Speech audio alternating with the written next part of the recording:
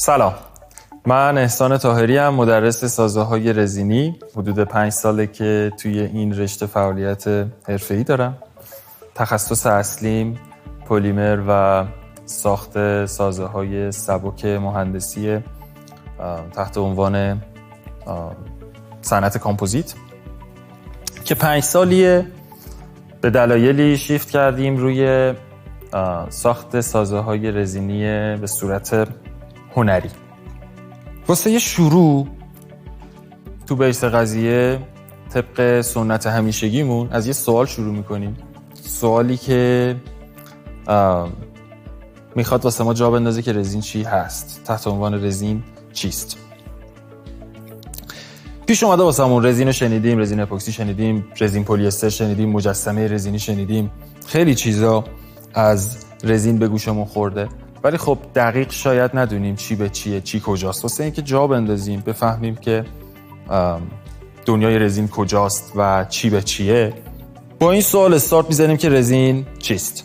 حالا اگه بخوام نه خیلی علمی ولی به صورت کاملا ساده عنوان کنم واسهتون که رزین چیه، میگم مایعی که تحت شرایط خاصی تبدیل میشه به یه جسم جامد.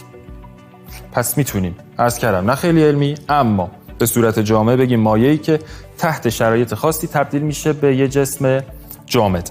مثلا اگه بخوام مثال بزنم واسهتون میگم چسب قطره‌ای. خب ما میدونیم چسب قطره‌ای یه مایع زمانی که ما تهیه‌اش میکنیم و این مایع تحت یه شرایط خاصی که قرار میگیره تبدیل میشه به جسم جامد. اون شرط خاص در معرض هوا قرار گرفتن، در معرض اکسیژن قرار گرفتن نیست. چون اگر ما اون چسب قطره‌ای رو بنزیمش توی لیوان آب، با اینکه توی آب اکسیژن داریم اما سخت نخواهد شد. پس در معرض هوا قرار گرفت. که اصطلاحاً بهشون میگیم به رزین هایی که با در معرض هوا قرار گرفتن سخت میشن میگیم رزین های هوا خشک. حالا چسب 1 2 3 رزینه، در واقع چسب 1 2 3 خودش رزین نیست اما یه بیس رزینی داره بر پایه رزین. رنگ و رزین حتما به گوشمون خورده.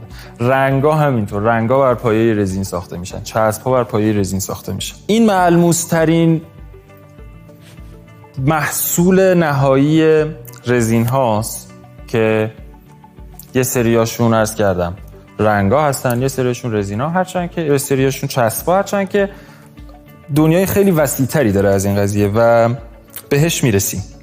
گفتم یه مایعی که تحت شرایط خاصی تبدیل میشه به جسم جامد. حالا خود رزین ها رو میایم به 2 دسته تقسیم میکنیم. 2 دسته کلی دارن. رزین های طبیعی، رزین های شیمیایی. خب رزین ها رو داریم عرض کردم طبیعی، شیمیایی. رزین های طبیعی خودشون به 2 دسته تقسیم میشن. منشأ گیاهی دارن، منشأ جانوری دارن. رزین های شیمیایی به 2 دسته تقسیم میشن. ترموست، ترموپلاست. میرسیم بهش، عجله نداریم. بیایم بالا. رزینای طبیعیمون که میتونن بر پایه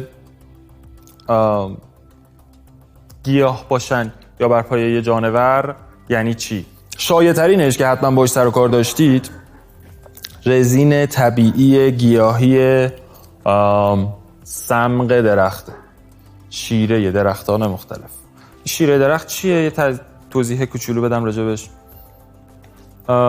غذاییه که ریشه ها از خاک جذب میکنن برای رسوندن به میوه درخت. این مواد مغذی، این غذایی که گرفته میشه تحت عنوان صمغ گیاه یا صمغ درخت توی تمام مویرگا و توی تمام آوندای درخت پخش شده و بعضن از یه سری از شکاف‌ها یا یه بخشایی از درخت ما دیدیم که بیرون میزنه.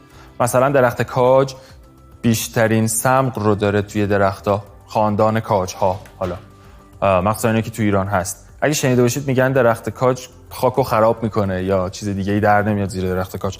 علتش اینه که خیلی بیش از حد برداشت غذا داره، برداشت املاح داره از خاک و خواب هم نداره متاسفانه.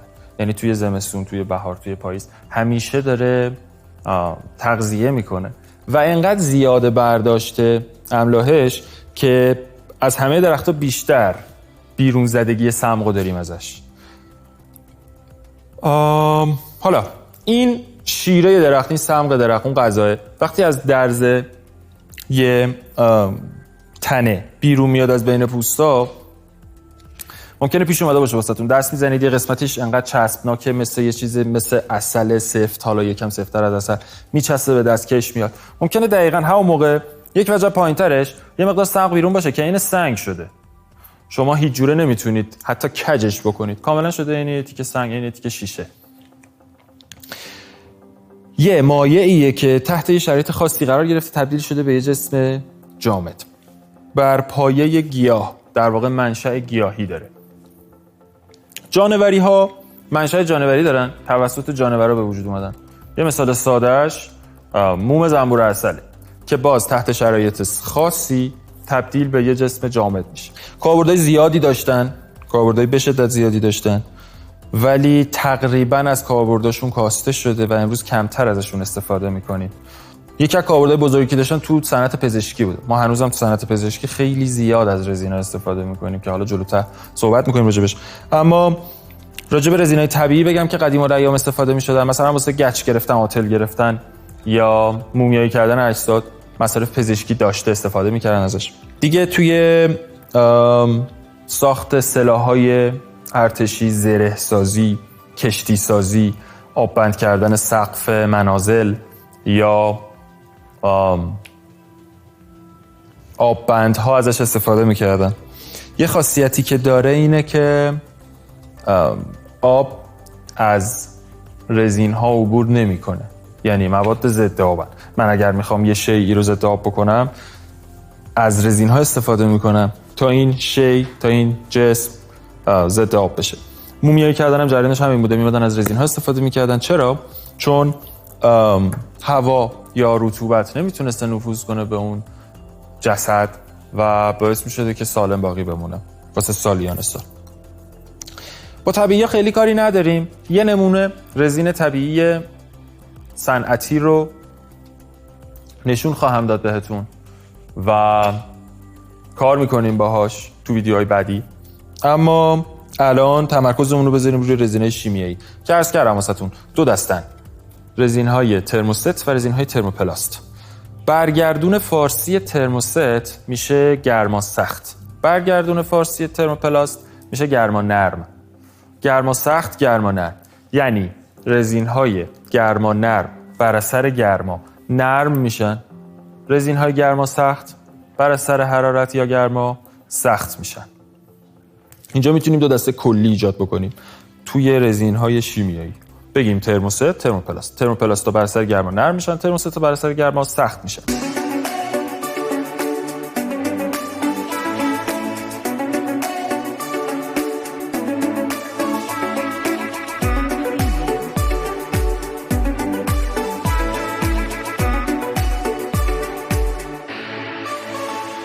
راجع به همه اینا تو ویدیوی بعدی که میشه انواع رزین کامل صحبت میکنیم. یه دور دیگه مرور بکنم چیزایی که گفتم. رزینا شدن دو دسته کلی، طبیعی، شیمیایی یا طبیعی و غیر طبیعی، چیزی که توسط بشر به وجود اومده.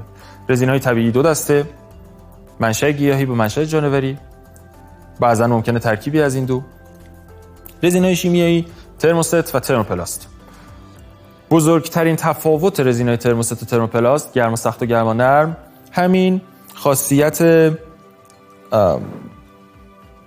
بازیافت پذیر بودن رزین‌های ترموپلاست است.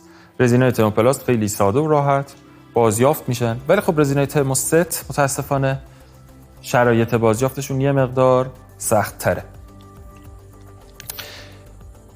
برای شناخت انواع رزینا و جایگاه رزین اپوکسی توی این تعاریفی که تا الان صورت گرفته، ویدیوی دوم ما رو ببینید و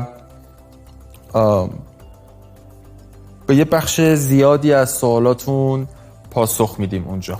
ضمناً میتونید این ویدیوها رو توی وبسایتمون با آدرس paranepoxy.com یا توی اینستاگرام با آدرس paranepoxy دنبال کنید.